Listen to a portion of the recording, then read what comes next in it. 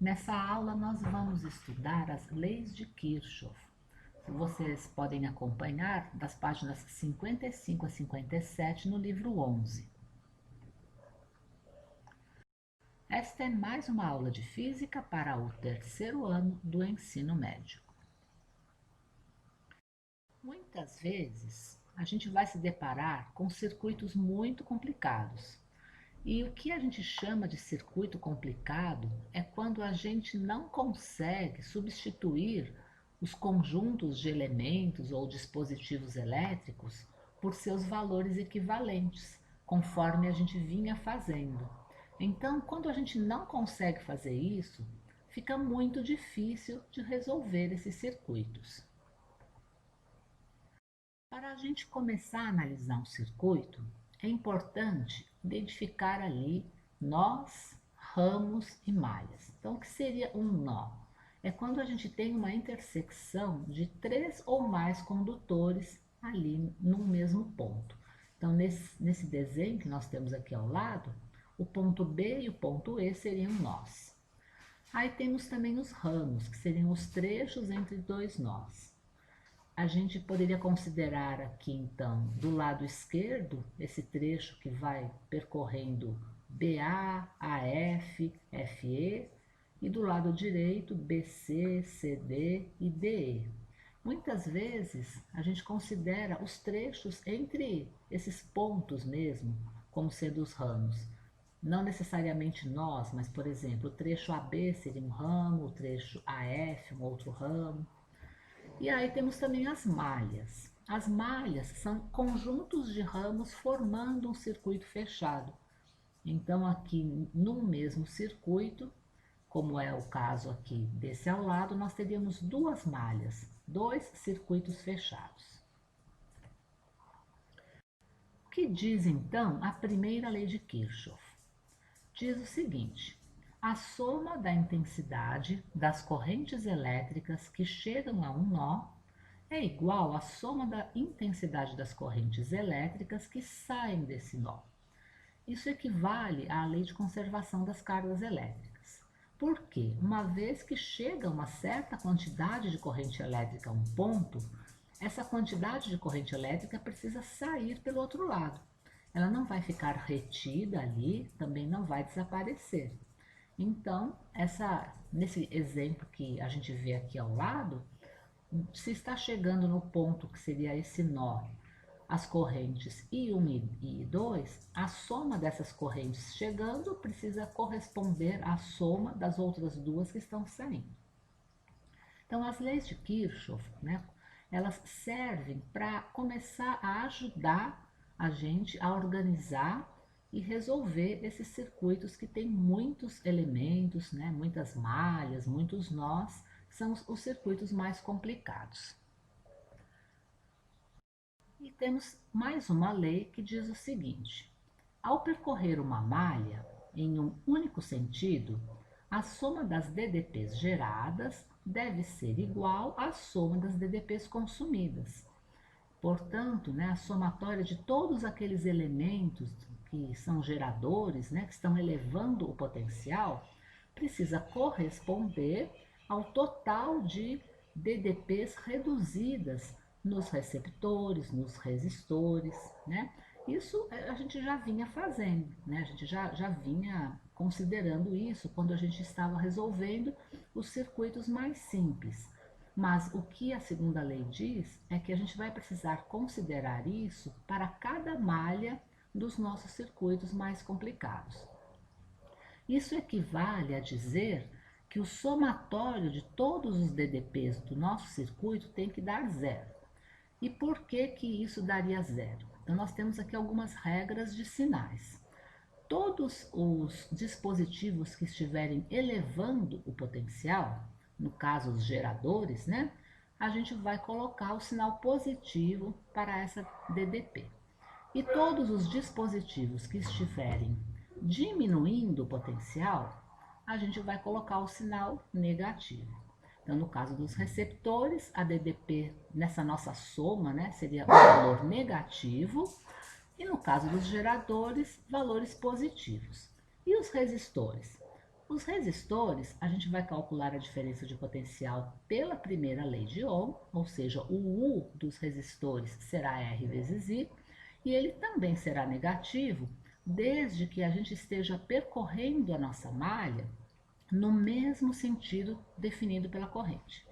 Caso a gente esteja percorrendo a nossa malha no sentido inverso ao da corrente, ou seja, na contramão da corrente, aí a gente vai deixar o R vezes o I com um valor positivo, né? Mas estando a favor da corrente, ele também terá um valor negativo. Vamos fazer um exemplo dessa segunda lei de Kirchhoff. Vamos considerar essa malha que faz parte de um circuito maior. Nós observamos que nós temos uma corrente I1 que está percorrendo alguns trechos aqui, o trecho EF, FA e AB, e nós temos uma corrente 2 que percorre apenas o trecho EB. E nós não sabemos se os elementos E1 e E2 são geradores ou receptores, e nós vamos percorrer essa nossa malha no sentido horário, poderia ser o sentido anti-horário também, a gente vai escolher um sentido para percorrer. Geralmente a gente escolhe o sentido que estaria a maioria das correntes. Então a maioria das correntes está no sentido aqui horário, eu acabei optando por percorrer nesse mesmo sentido. Então, a segunda lei de Kirchhoff nos diz que o somatório de todas as DDPs geradas, consumidas, precisa ser igual a zero. Então, a gente vai começando pelo nosso trecho AB. Nesse trecho, nós temos um resistor e a corrente que está passando por ele é a corrente I1, e nós estamos percorrendo o nosso trecho AB no mesmo sentido da corrente. E, portanto, nesse caso, a gente vai considerar que a DDP dissipada nesse resistor, que é o R1 vezes o I1, é negativo. No trecho BE, nós temos o resistor R2 e nós temos também um dispositivo ali que a gente não sabe direito o que é, né? Se é um gerador ou um receptor. Como nós vamos descer aqui o trecho BE e estaremos na contramão da corrente I2, que é a corrente que está passando por ele, a gente vai deixar o sinal do R vezes I positivo. Então, nesse caso, o R2 vezes o I2 tem o sinal positivo, então, porque estamos na contramão da corrente que passa por ele. Quando nós formos passar pelo E2, nós estaremos indo, né, descendo ali, no sentido da elevação de potencial. Então, nós, né, se é um dispositivo que está elevando o potencial, a gente vai considerar que é positivo também. Depois, no trecho EF, nós temos o resistor 3, que está sendo percorrido pela corrente I1. Como nós estamos percorrendo esse trecho no mesmo sentido da corrente I1, nós vamos multiplicar ali o R3 pelo I1 e deixar o sinal negativo, uma vez que resistores são diminuidores, né, consumidores de DDP.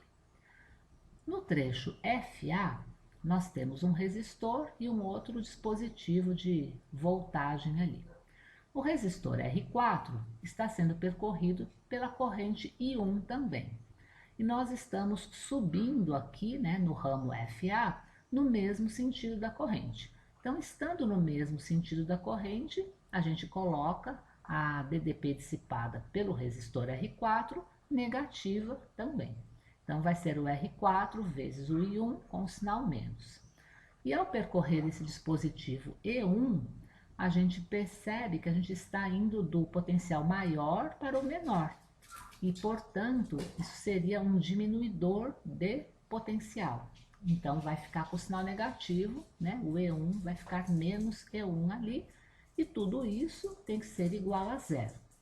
Então, é assim que a gente vai raciocinar em cada malha dos nossos circuitos.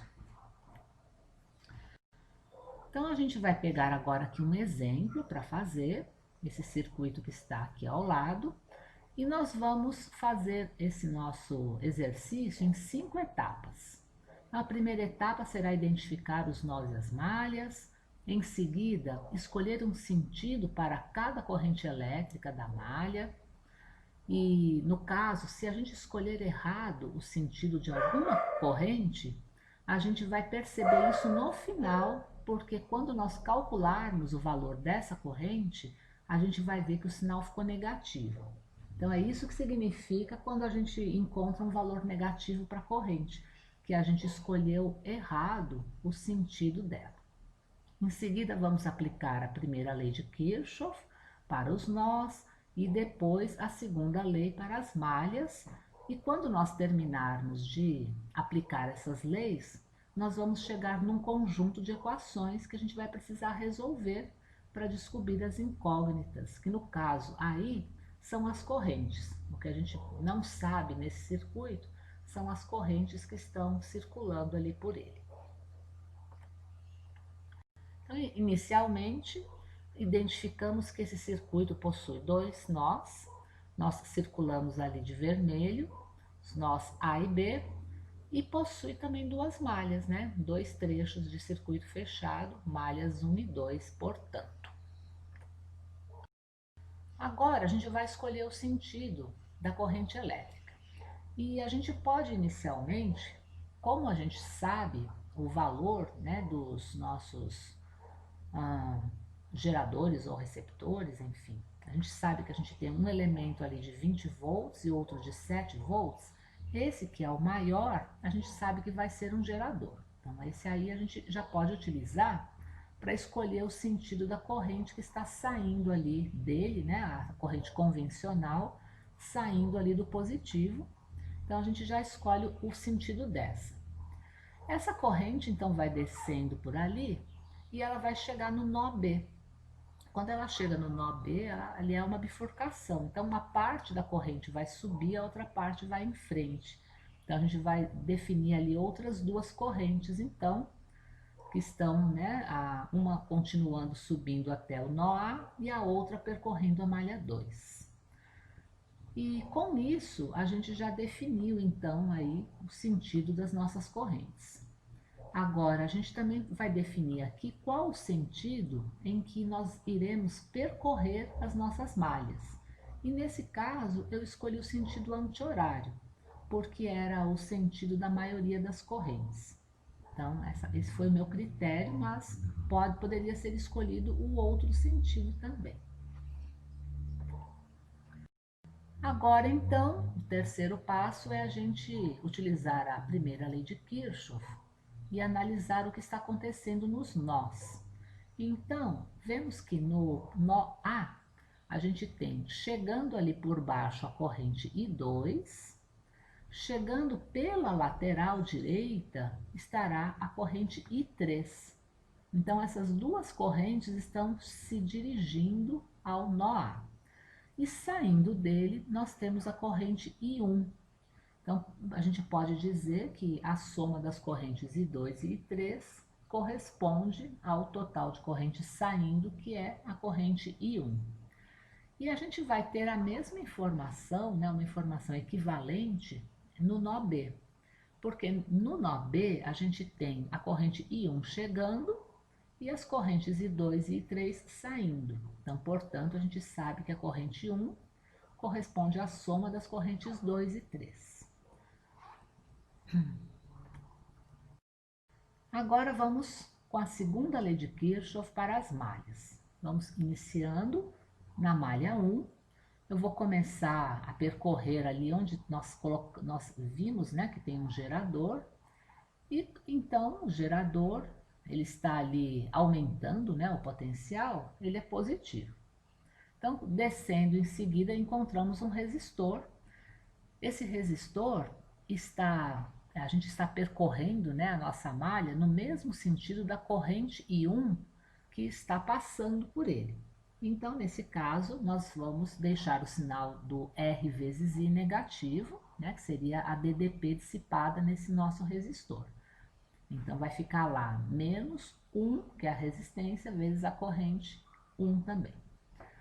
Descendo mais ali, a gente não encontra nada no ramo mais de baixo, e aí a gente vai subir do B para o A, Quando a gente for subir do B para o A, a gente vai encontrar um outro resistor e nós também estaremos subindo no mesmo sentido da corrente I2 que está passando por ele e, portanto, ele vai assumir o sinal negativo.